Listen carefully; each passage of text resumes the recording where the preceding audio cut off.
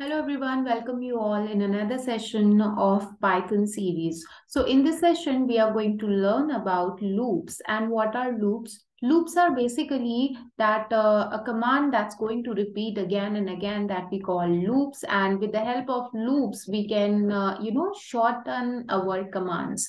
So actually we have various type of loops and I'm going to show you with the examples of loop. So I think the screen is visible for all of you. The very first thing is we are talking about for loop. So what are for loop? In for loop, actually we start for loop from one value and it will going to the end of the value. Suppose I'm creating a list of fruits and so I'm writing down the list name that's fruits and fruits is equals to I'm making a list because it's a string, of course fruits name are the strings, so we are taking it as a string. So I'm taking fruits like apple, then secondly I'm taking banana, then I'm taking the another one that is cherry. So these fruits list I'm taking, and now I will put the while loop while x in fruits means I am setting up the value of x. X value is actually the starting value in the list. Like you all know about the indexing in the list. This is 0, this is 1, this is 2, and this is the fruits list. So I'm saying that for x in fruits, it means x by default. If I'm not defining x by default, it is 0. Okay, so it starts from 0, uh, it will take the index from 0, 1, 2 like that. So I'm saying that for x in fruits, print x means in the list, whatever the numbers are coming, like for loop will run from this index and it will go to the end of the list and it will print one by one all fruits that's present in the list. Okay, now if I run this program, I can see every fruits are printing like apple, banana, cherry, those are present inside the list. Now the next example we will see, suppose I want that this banana has to break out like BANANA means my for loop will run only in the in one string, not inside the list. In one string, it will run its index.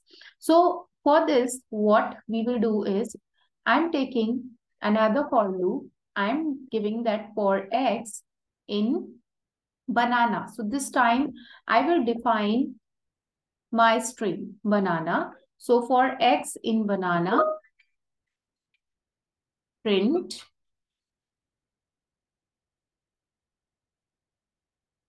So here I will print x. Okay. And now if I run this,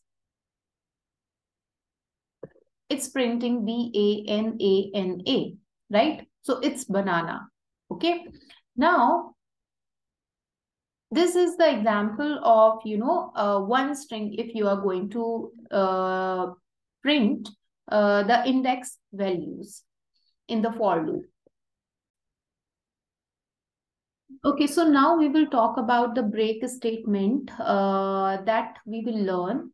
So how the break statement works. Suppose I have a list, okay, and I want to break out this list. Suppose I don't want that after banana, it will print my list. I have very long list and I don't want this, that after this string, something is going to print. So the break statement works like whatever you are writing. So if I'm saying here that if x is equals to banana,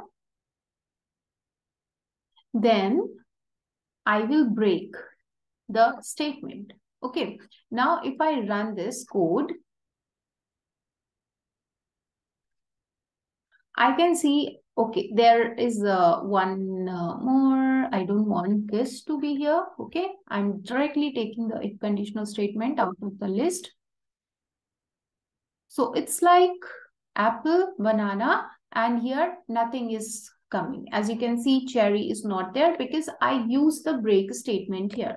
But what if I want to print only X? So if I will write here in the same line of if, print X.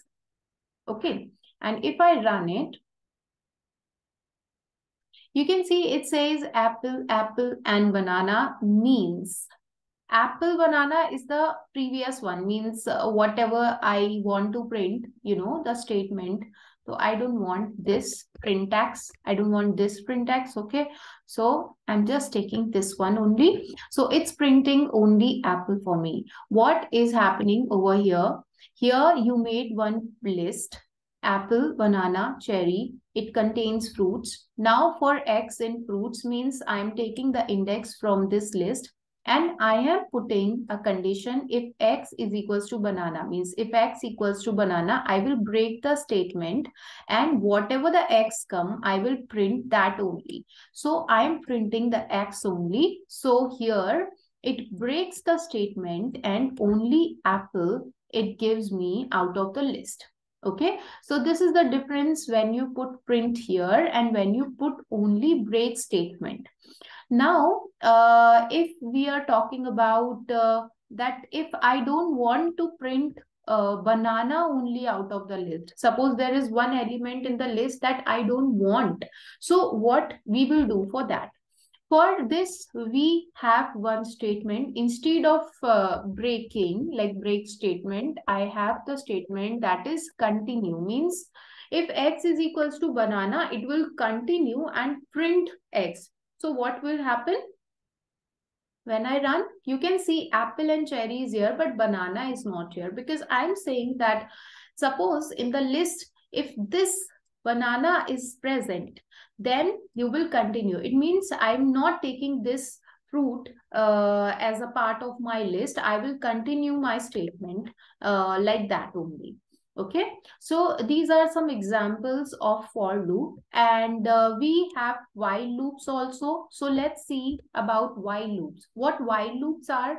Actually, it's like you will fill the water in the glass until it is completely filled, means the while loop condition works until it reaches its end point. Suppose I'm saying that this is a football ground and here is something where you need to reach your football. Okay. Or suppose there is a robot and the robot has to reach to this point. So I'm saying move forward until it's reaching to the point. So move forward command is coming again and again and again and again until the robot reaches to this point. Once the robot is at this point, it will stop. It means while loop works only until the condition is there. So how while loop works? Suppose I will make a variable that I is equals to 1. Okay. And I'm taking that while I is less than equals to 6. Means I'm going to print the numbers from 0 to 5. So how do I print that? So I'm giving a condition that the same command is going to run until the number is less than 6. Okay. So I is less than equal to 6. Then it will run the command. Means it will print I. So I starts from 0. As I always tell you that if I'm not giving any variable name, okay, I starts from 1 because I'm giving this variable here. I am defining the variable that I equals to 1. So I starts from 1 and it will run like that. So I'm giving print I statement over here, and here I am doing that I plus is equals to 1, means every time the value of I is increasing by 1. This is my while loop I'm running. And now if I run this command, I can see it's printing the value from 1 to 6 and till 6 it's printing and then stop. Because my condition is fulfilled. So that's how the while loop works. Now, if I use break command, so I can apply the condition over here, that here I will apply the condition that I'm giving that print I, means whatever the number is, it should print, and I'm applying a condition if I is equals to 3, then I will break the statement.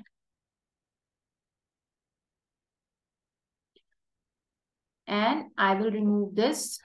And every time, of course, the I will be I plus 1. It's in the range of if only. Now, if I run this statement, you can see it prints the number only till 3, because I'm saying that if I equals to 3, you will break the statement and you will print the I every time that's coming in the while. So what happens is while starts from 1. One time the loop running, it prints 1. Okay. Then second time loop running, so 1 plus 2 1 plus 1 happens 2. So it prints 2. Third time loop running, 1 plus 2 plus 1 equals to 3. And at 3, it breaks the statement and my while loop will stop and it will only print the numbers from 1 to 3. Okay, so this is the example of while loop. Now, as we all know about, the for loop, while loop, conditional statements. So we will make a very simple game, and our game name is Toss the Coin game that we are going to create in this lesson. So what toss the coin? Like if we talk about coin, we have two things in the coin. One is the heads and second is the tails, right? So in toss the coin game, first we will create a list of a coin. Okay, so two parts of the coin we have. So I'm creating a list like coin equals to. Whenever we create the list, we always use square brackets. Just make sure about it. Whenever we want to write a string, we will use double quotation symbol. It's also very important. Sometime most of the students did this mistake and they were saying that, ma'am, the program is not running so well. It will not run because see, the main part, the important part is the syntax. If you're not writing syntax properly, then you will face problem. Okay, so in Python, we have inbuilt libraries. So one of the library I am calling, and this library name is import random. Import is a function that's inbuilt function in the Python. I'm calling this function random. Random means it can take random choice out of the list. Means randomly computer will pick heads or tails accordingly. Okay. Now I'm making one variable toss and I'm taking that toss random dot choice. This is also one of the function out of the coin. Means I will create my choice out of the list, random choice out of the list, and my list name is coin. It is very much clear, I think. And now I will take guess equals to input, means this is for the user. Of course, I'm creating a game, so I will ask from the user, now tell me what's your choice, heads or tails.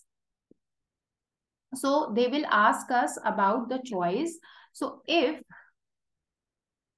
guess is equals to toss, means guess, it's user one.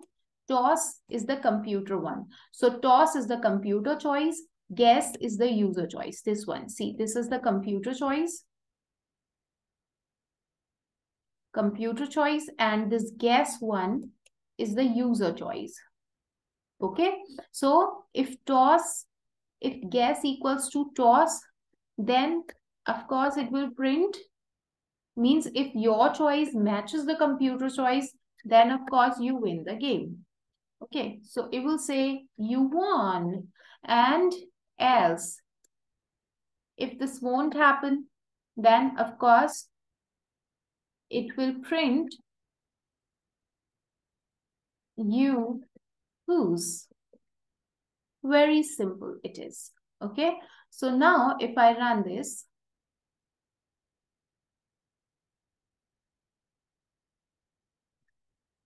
it will ask me enter heads or tails. I will write tails. Oh, I won it. Now, what you will do here is that I don't know what was the computer choice because I cannot see that result onto the screen. Do modify your code. Do comment in the video like what command you will write for printing out the computer choice as well. It's very, very simple. If you learn the concept so well, you definitely know that. Okay, thank you so much. That's all about this video. Bye-bye.